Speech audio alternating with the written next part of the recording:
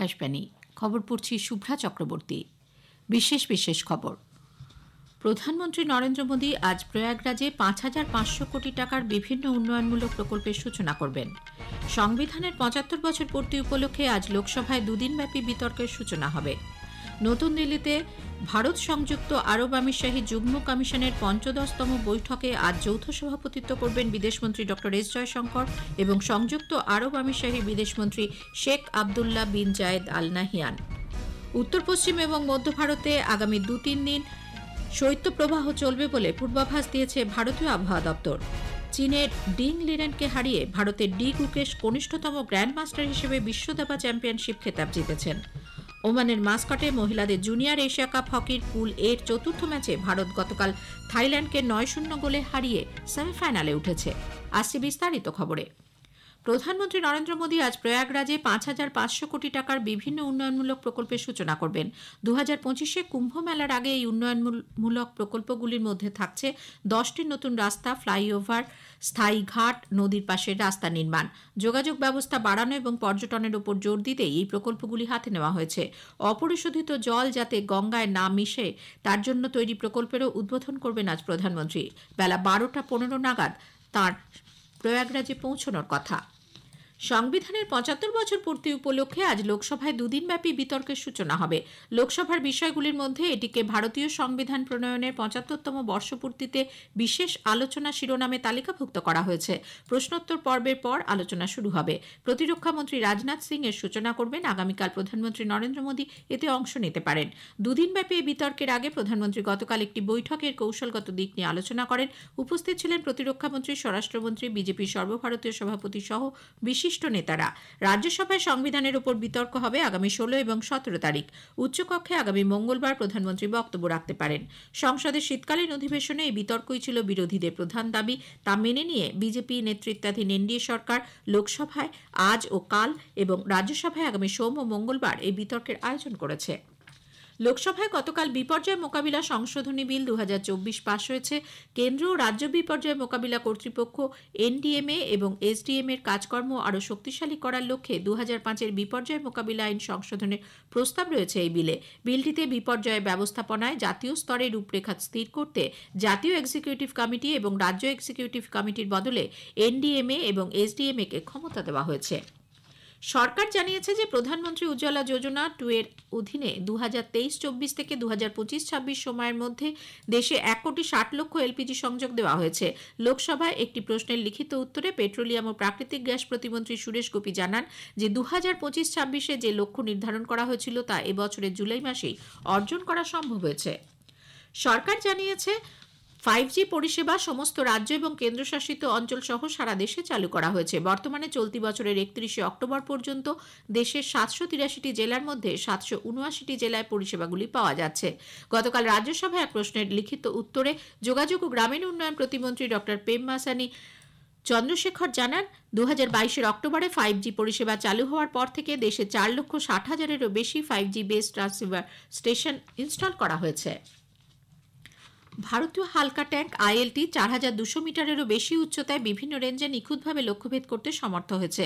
প্রতিরক্ষা মন্ত্রকের তরফে এক বিবৃতিতে জানানো হয়েছে ২৫ টন ওজনের এই যুদ্ধাস্ত্রবাহী যান তৈরি করা হয়েছে অধিক উচ্চতায় সশস্ত্র বাহিনীর প্রয়োজনীয়তা পূরণের জন্য। চেন্নাইয়ের ডিআরডিওর গবেষণাগারে কমব্যাট ভেহিকলস রিসার্চ ডেভেলপমেন্ট এস্টাবলিশমেন্টে আইএলটির নকশা তৈরি করে।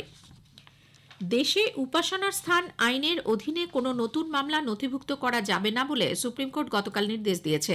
এছাড়াও যে মামলাগুলির রায়দান এখনও স্থগিত রয়েছে সেই সব মামলার ক্ষেত্রে সর্বোচ্চ আদালত পরবর্তী নির্দেশ না দেওয়া পর্যন্ত কোনো চূড়ান্ত বা কার্যকর আদেশ দেওয়া যাবে না। প্রধান বিচারপতি সঞ্জীব খান্নার নেতৃত্বে একটি বিশেষ বেঞ্চ ১৯৯১ সালের আইনের বৈধতাকে চ্যালেঞ্জ করে পিটিশনের জবাব কেন্দ্রীয় সরকারকে ৪ সপ্তাহের মধ্যে দাখিল করতে বলেছে। এই আইনের মাধ্যমে একটি উপাসনালয় পুনরুদ্ধার করতে বা পরিবর্তন চাওয়ার জন্য মামলা দায়েরকে নিষিদ্ধ করা হয়। বিচারপতি সঞ্জয় কুমার এবং কেভি বিশ্বনাথনের সমন্বয়ে গঠিত বেঞ্চ কেন্দ্র, পিটিশনকারী এবং আইনকে সমর্থনকারীদের পক্ষ থেকে আবেদনগুলি সংকলন করার জন্য আইনজীবী কানু আগরওয়াল, বিষ্ণু শঙ্কর জৈন এবং এজাজ মকবুলকে নোডাল কাউন্সিল হিসেবে নিয়োগ করেছেন। তামিলনাড়ুর দিন্দিগুলে গতরাতে এক বেসরকারি হাসপাতালে আগুনে পুড়ে 3 বছরের এক শিশু সহ 7 জনের মৃত্যু হয়েছে। আরও 7 জন হাসপাতালের লিফটে আটকে রয়েছেন বলে পুলিশের আশঙ্কা। আগুন লাগার সঙ্গে সঙ্গে দমকল কর্মীরা দ্রুত সেখানে পৌঁছন। চলের আগুন নেভানো এবং উদ্ধার কাজ। আশপাশ থেকে প্রায় 50টি অ্যাম্বুলেন্স সেখানে নিয়ে আসা হয় রোগীদের অন্য হাসপাতালে স্থানান্তরিত করার জন্য। বিস্তারিত খবর এখনও পাওয়া যায়নি। আমাদের সংবাদ শোনা যাবে ইউটিউব চ্যানেল আকাশবাণী সংবাদ বাংলা, ফেসবুক ও ইনস্টাগ্রাম আকাশবাণী সংবাদ কলকাতা এবং এক্স হ্যান্ডেল AIR নিউজ কলকাতাতে। এ খবর প্রচারিত হচ্ছে আকাশবাণী থেকে।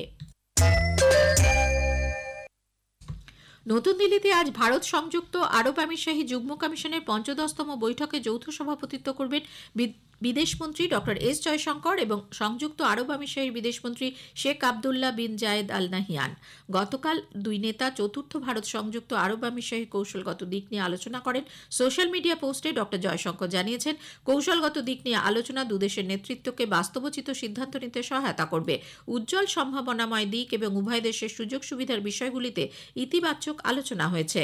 সংযুক্ত আরব আমিরশাহীর উপপ্রধানমন্ত্রী তথা পররাষ্ট্রমন্ত্রী শেখ আবদুল্লাহ বিন জায়েদ আল নাহিয়ান গত বুধবার রাতে নতুন দিল্লিতে এসে পৌঁছন। তাকে স্বাগত জানিয়ে বিদেশ মন্ত্রকের মুখপাত্র রণধীর জয়সওয়াল সামাজিক মাধ্যম এক্স হ্যান্ডেলে লেখেন, এই সফরের ফলে ভারত ও সংযুক্ত আরব আমিরশাহীর মধ্যে বহুমুখী সুসংহত কৌশলগত অংশীদারিত্ব আরও জোরদার হবে। ভারত এবং সংযুক্ত আরব আমিরশাহীর মধ্যে শতাব্দী প্রাচীন বাণিজ্যিক সম্পর্ক রয়েছে। 2022-23-এ ভারতে বিদেশি বিনিয়োগের ক্ষেত্রে এই দেশের স্থান ছিল চতুর্থ বৃহত্তম।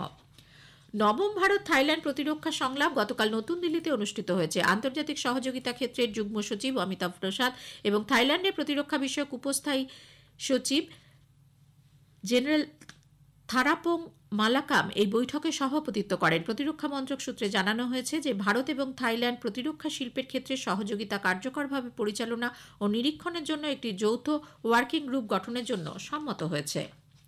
যুদ্ধবিধ্বস্ত গাজা উপত্যকায় অবিলম্বে নিঃশর্ত এবং স্থায়ী যুদ্ধবিরতির দাবিতে রাষ্ট্রসংঘের সাধারণ সভার প্রস্তাবকে ভারত সমর্থন করেছে। ভারত ছাড়াও 157টি দেশ এই প্রস্তাবের সমর্থন জানিয়েছে। সাধারণ সভা গতকাল দুটি প্রস্তাব অনুমোদন করে। প্রথম প্রস্তাবে গাজায় যুদ্ধবিরতির আহ্বান জানানো হয়েছে এবং অন্যটিতে প্যালেস্তিনীয় শরণার্থীদের জন্য রাষ্ট্রসংঘের ত্রাণ ও উদ্যোগকে সমর্থন করা হয়েছে। অবিলম্বে যুদ্ধবিরতির দাবির পক্ষে 158টি ভোট পড়ে। মার্কিন যুক্তরাষ্ট্র, Israel, Argentina, Hungary, Nauru, Papua New Guinea, Paraguay এবং টোঙ্গা সহ 9টি বিপক্ষে এবং 13টি রাষ্ট্র ভোটদানে বিরত থাকে।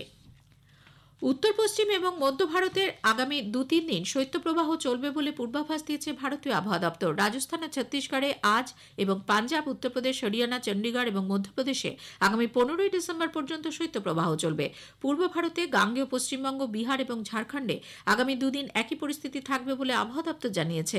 ভোরের দিকে এবং রাত্রে হিমালয় সন্নিহিত পশ্চিমবঙ্গ, সিকিম এবং বিহারে ঘন কুয়াশা আজ পর্যন্ত থাকবে। অসম, মেঘালয়, নাগাল্যান্ড, মণিপুর, মিজোরাম ও ত্রিপুরায় এই পরিস্থিতি চলবে এ মাসের 17 তারিখ পর্যন্ত। জাতীয় রাজধানী দিল্লিতে তীব্র শৈত্যপ্রবাহের পাশাপাশি 15ই ডিসেম্বর পর্যন্ত সকাল এবং রাত্রে ঘন কুয়াশার আস্তরণ থাকবে বলে জানিয়েছে IMD। অন্যদিকে তামিলনাড়ু, করাইকাল, লক্ষদ্বীপ এবং আন্দামান ও নিকোবর দ্বীপপুঞ্জে আজ অতি ভারী বৃষ্টির পূর্বাভাস দেওয়া হয়েছে। স্মার্ট ইন্ডিয়া হ্যাকাথনের সফটওয়্যার এডিশনে সারা ভারতের মধ্যে খড়গপুর IITর 8টি দল জয়ী হয়েছে। কেন্দ্রীয় শিক্ষা প্রতিমন্ত্রী ডক্টর সুকান্ত মজুমদার গতকাল ভার্চুয়াল মাধ্যমে বিজয়ীদের নাম ঘোষণা করেন। 1 লক্ষ টাকার অর্থ পুরস্কার তাদের হাতে তুলে দেওয়া হয়। গতবারের চ্যাম্পিয়ন চীনের ডিং লিরেনকে হারিয়ে ভারতের ডি গুকেশ কনিষ্ঠতম গ্র্যান্ডমাস্টার হিসেবে বিশ্ব দাবা চ্যাম্পিয়নশিপ খেতাব জিতেছেন। সিঙ্গাপুরে গতকাল চ্যাম্পিয়নশিপের চতুর্দশ তথা শেষ রাউন্ডে গুকেশ ডিং লিরেনকে পরাজিত করে প্রথমবার দাবার বিশ্ব চ্যাম্পিয়ন হলেন। 14 রাউন্ডের এই ম্যাচে গুকেশ 3টি গেম জিতেছেন, লিরেন জিতেছেন 2টি গেম। 9টি গেম ড্র হয়েছে। 18 বছর বয়সী গুকেশ বিশ্বনাথন আনন্দের পর ভারতের দ্বিতীয় দাবাড়ু যিনি বিশ্ব চ্যাম্পিয়ন হলেন।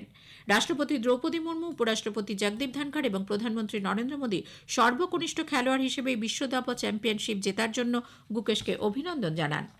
জামশেদপুরে JRD টাটা স্পোর্টস কমপ্লেক্সে আজ ISL ফুটবলে জামশেদপুর FC পাঞ্জাব FCর মুখোমুখি হবে। খেলা শুরু হবে সন্ধ্যে 7:30টায়। ওমানের মাস্কটে মহিলাদের জুনিয়র এশিয়া কাপ হকির পুল এর চতুর্থ ম্যাচে ভারত গতকাল থাইল্যান্ডকে 9-0 গোলে হারিয়ে সেমিফাইনালে উঠেছে। আগামীকাল সেমিফাইনালে ভারত জাপানের মুখোমুখি হবে। শেষ করার আগে খবরের বিশেষ বিশেষ অংশ আরও একবার। প্রধানমন্ত্রী নরেন্দ্র মোদী আজ প্রয়াগরাজে ৫,৫০০ কোটি টাকার বিভিন্ন উন্নয়নমূলক প্রকল্পের সূচনা করবেন। সংবিধানের ৭৫ বছর পূর্তি উপলক্ষে আজ লোকসভায় দুদিনব্যাপী বিতর্কের সূচনা হবে। খবর শেষ হলো। এরপরই শুনবেন স্থানীয় সংবাদ।